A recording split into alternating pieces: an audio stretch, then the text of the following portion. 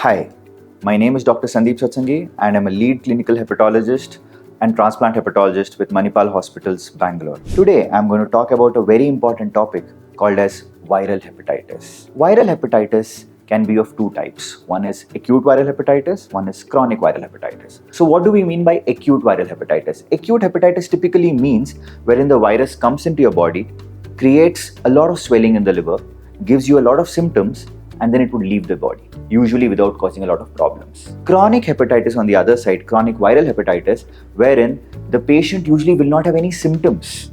Slowly the virus will be harboring inside the liver, creating a hepatitis or swelling of the liver which can lead to scarring. So how do we understand these conditions? Acute hepatitis is typically caused by hepatitis A or hepatitis E. Hepatitis A or hepatitis E, typically you get it by consuming a improper source of food and water, and that's the source of it, the oral route of it. If the water is contaminated by fecal source, that can cause hepatitis A or E. It starts with some fever, some abdominal pain, some fatigue, lethargy. You start feeling tired. Slowly you might start having itching, the white of the eyes start turning yellow, you start peeing out urine which is looking more and more yellow. And at this point of time, some patients actually improve spontaneously, but some people require medical help.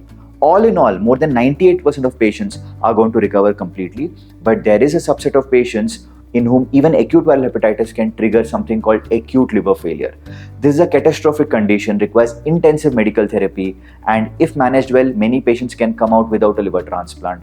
But some subset of patients who are advanced in acute liver failure and who are not recovering or not responding to medical treatment require a transplant. Vis-a-vis, coming to chronic viral hepatitis, it is typically caused by two viruses called hepatitis B and hepatitis C.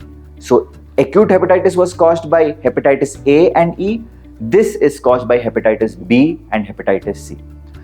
This hepatitis can slowly linger in the liver and lead on to scarring of the liver called as fibrosis. So again, your ultrasound scan is not going to show anything.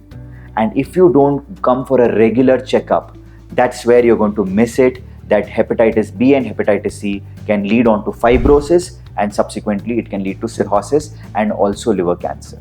There are very, very, very good therapies now available for hepatitis B, which can control the virus and prevent this hepatitis B from going into a stage of fibrosis and cirrhosis or liver cancer. For hepatitis C, you can completely cure the virus and kill the virus by a very good regimen which can just be given in 3 months to maximum of 6 months. So if you have hepatitis A, hepatitis E, B or C, if you ever heard of any of your relative having this, please guide them to a hepatologist so that adequate medical treatment can be given and they can fight this infection.